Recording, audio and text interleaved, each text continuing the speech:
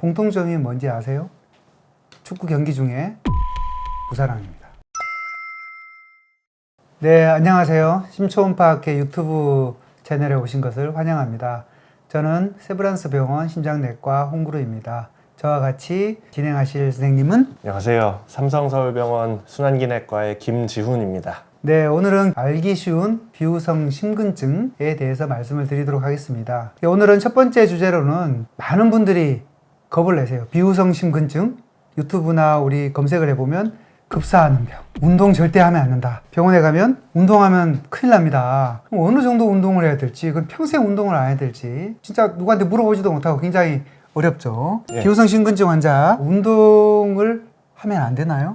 이거는 정답은 해도 됩니다. 근데 이게 복잡하지요. 원래 비후성 심근증이 돌연사로 유명한 병이잖아요. 네. 처음에 유명해진 것도 자꾸 급사를 하니까 그것 때문에 이제 부검을 통해서 진단이 되기도 하고, 혹은 또 돌연사에 초점이 많이 맞춰져 있었습니다. 그래서 구독자 여러분께서 접하시기로는 이제 스포츠 선수들이 경기장에서 쓰러지거나 혹은 사망하는 걸 보면서 본 경험들이 있을 텐데요. 그래서 이제 운동이 좀 위험하다라는 인식이 생길 수밖에 없거든요. 이 화면에 있는 이 두 국가대표 축구 선수들입니다. 공통점이 뭔지 아세요? 두 사람이 공통적으로 A매치 축구 경기를 하다가 축구 경기 중에 돌연사한 두 사람입니다. 부검을 해보니까 두 사람 다 비후성 심근증으로 진단이 됐고요. 이 분들이 돌연사하고 난 뒤에 피파나 올림픽에서 주최하는 축구 경기를 하기 전에는 무조건 심초음파를 비롯한 검진을 하도록 되어 있습니다. 그래서 월드컵을 한다거나 올림픽을 하게 되면 반드시 심초음파를 해서 비후성 심근증이 없다는 사인이 들어가야지만 A매치 경기에 출전이 가능하도록 바뀌었습니다. 룰이. 왜 이런 걸 하냐 하면 비후성 심근증은 비정상적으로 심장 근육이 유전적인 이유로 인해서 일정 수준 이상으로 두꺼워지는 병이고요. 이것 때문에 여러 가지 문제들, 부정맥이나 아니면 심부전증, 돌연사 이런 것들을 일으키는 건데, 문제가 보통 돌아가시는 분들이 젊은 운동선수가 많이 돌아가시는 거죠. 그렇죠.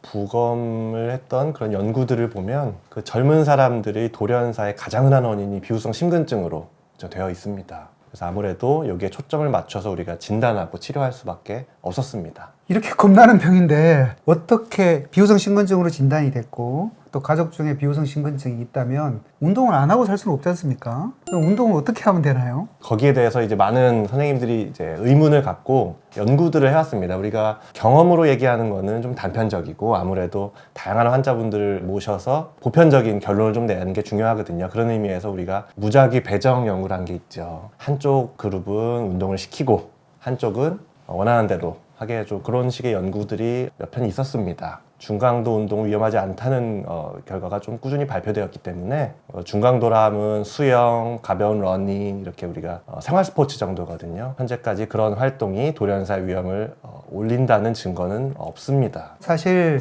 어느 정도 운동이 가능하고 안전하다라고 이야기하는 건 굉장히 어려운데 저희들이 딱 하나 금지하는 거 있습니다. 경쟁적인 고강도의 운동이 위험하다는 겁니다. 그거는 굉장히 에피네프린 교감신경계가 굉장히 활성화되고 부정맥을 일으킬 수 있는 요인이 많기 때문에. 하지만 생활체육, 레크레이션 스포츠라고도 하는데요. 그 정도 수준에서의 가벼운 경쟁은 괜찮습니다. 대신에 이제 전문적인 트레이닝을 받거나 혹은 시합을 뛰는 사람들은 아직까지는 안전하다고 말씀이 조금 조심스럽습니다. 그런데 보통 보면 우리 비후성 심근증도 이 여러 가지 형태가 있지 않습니까? 예. 모든 형태가 다 이렇게 주의를 해야 하나요? 아니면 어떤 형태에 따라서 어떤 특정한 운동이나 아니면 더 위험한 경우나 이런 게 혹시 있을 수 있나요? 그것도 중요하면서도 어려운 또 말씀해 주시는데요. 일반적으로는 폐색형과 비폐색으로 우리가 좀 병을 나누지 않습니까? 그렇죠. 폐색형이라 하면 심장에서 피가 나가는 길목이 두꺼워져서 피의 흐름을 방해하는 형태가 폐색형이고요. 그렇지 않고 두꺼워졌지만 피의 흐름을 방해하지 않는 게 비폐색형인데요. 지금까지 홍구루 교수님과 제가 말씀드린 경우 대부분 비폐색형에 대한 이야기입니다. 그 경우에는 어느 정도까지는 운동이 이제 해롭지 않다는 것이 좀 알려졌고요. 폐색형은 얘기가 다릅니다. 폐색형 환자들은 피가 나가는 길목이 좁아지기 때문에 운동 시에 우리가 2배, 3배 이상의 많은 이런 혈액순환이 필요하게 되는데 그때 폐색 현상으로 인해서 피가 순환이 안 되고 실신을 할 수가 있습니다. 실신은 돌연사랑 좀 다르거든요. 폐색형도 단계가 있습니다. 그 폐색이 되는 압력차가 낮은 경우부터 높은 경우까지 다양하게 있기 때문에 반드시 비후성 심근증을 잘 치료하고 있는 많은 병원에 있는 교수님들이나 선생님들과 상의해서 심초음파 검사나 또 운동부하 검사, 또 24시간 심전도 검사 뭐 이런 것들을 통해서 내가 운동할 수 있는 어떤 정도의 강도가 괜찮은지, 또 어느 정도의 강도로 운동했을 때 혹시 나한테 심전도상에 치명적인 뭐 부정맥이 나타난다거나 아니면 실신이 생긴다거나 이런 것을 유발하는 또 검사들이 있기 때문에 처음에 진단 받으셨을 때 충분히 상의를 하고 충분한 검사를 통해서 내가 할 수 있는 운동 범위를 정하고 거기에 맞춰서 하는 것이 안전하다고 할 수가 있겠습니다. 환자분들의 경우에는 너무 위축되지 마시고 충분히 일상생활, 뭐 레크리에이션, 계단 오르기를 해본 다음에 어느 단계부터 숨이 찬지 혹은 어지러운지 의료진에게 알려주시면 도움이 될 것 같습니다. 그리고 제가 하나 말씀드리는 게 한꺼번에 힘을 많이 쓰는 고강도의 아랫배 힘 꽉 주고 하는 운동 위험하지 않습니까? 그런 순간에 부정맥이 생긴다든지 폐색성 비후성 심근증 환자인 경우에는 그 압력이 더 많이 걸리기 때문에 위험할 수가 있기 때문에 갑작스럽게 큰 힘을 쓰는 운동하지 말고 평소에 자기 운동 능력에 벗어나는 정도의 걸 하지 않고 서서히 운동 강도를 증가시키는 정도의 운동은 충분히 가능하시다. 그 다음에 뭐 천천히 하더라도 땀이 가볍게 날 정도는 충분히 가능할 것 같습니다. 중요한 팁을 말씀해 주셨는데 저한테 오셨던 폐색형 분들이 실신을 한 번씩 하거든요. 그렇죠. 주된 상황들을 보면 횡단보도가 이제 깜빡깜빡 될 때 빨리 건너려고 그렇죠. 순간 시동을 걸거나 혹은 엘리베이터 탄다고 달려와서 타고 나서 쓰러지시고 네. 남자분들은 술 한잔 하시고 배가 살살 아프니까 화장실로 가서 끙 힘을 주고 의식을 잃으시거든요. 특히 복압과 관련된 갑작스러운 상황은 좀 피해 주시는 게 폐색형 가지신 분들한테는 중요할 것 같습니다. 제 환자분들 중에 고등학교 현역 축구 선수였는데 아주 유망주인데요. 공격형 미드필더래요. 근데 심장 근육이 두꺼워졌다라고 해서 왔는데 열심히 운동해서 근육이 커진 건지 아니면 비후성 심근증 때문에 유전적으로 두꺼워진지 그건 어떻게 알 수가 있을까요? 근데 기본적으로 운동선수들이 심장 근육이 좀 단련돼서 두껍기 때문에 그거는 아무래도 비후성 심근증보다는 그래도 덜 두껍죠. 그렇죠. 폐색 같은 좀 이상 현상도 덜 일으키게 되고요. 하지만 이제 판단은 그렇게 단순하지가 않아서 혹시 홍무룡 교수님은 팁이 있으신가요? 팁은 없죠.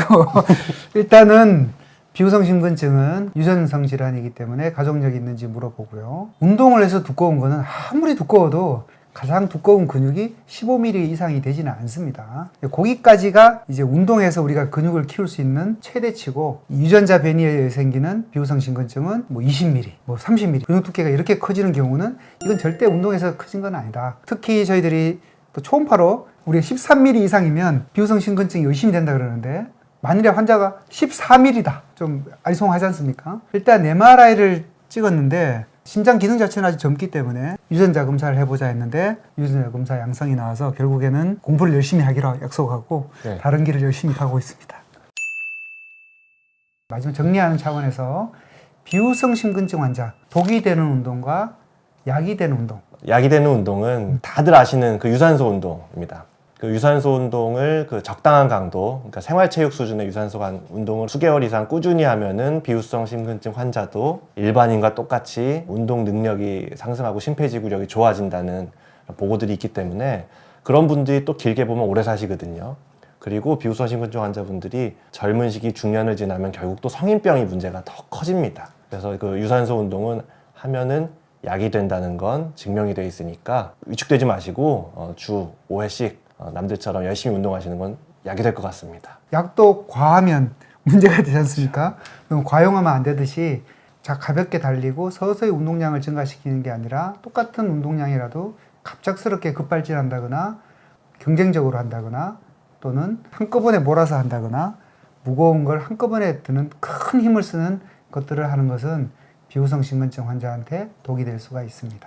그리고 아까 말씀하신 그 여러 사례들로 봤을 때 아무도 없는 곳에서 혼자 하는 운동은 그렇죠. 어쩌면 약간 불안하긴 하겠네요. 주변에 누구를 항상 데려가든지 아니면 사람들 많은 데서 하시는 게 아무래도 훨씬 더 좋을 수가 있죠. 고독을 즐기는 분이 아니라면 같이 하시는 게 훨씬 더 좋을 것 같습니다. 이상으로 오늘 비후성 심근증 환자 운동의 관계 또 어떤 식으로 운동을 해야 될지에 대해서 심초음파학회 유튜브 채널에서 다뤄봤습니다. 많은 시청 부탁드리고 좋아요와 구독은 꼭 꼭 눌러주시기 바랍니다. 감사합니다.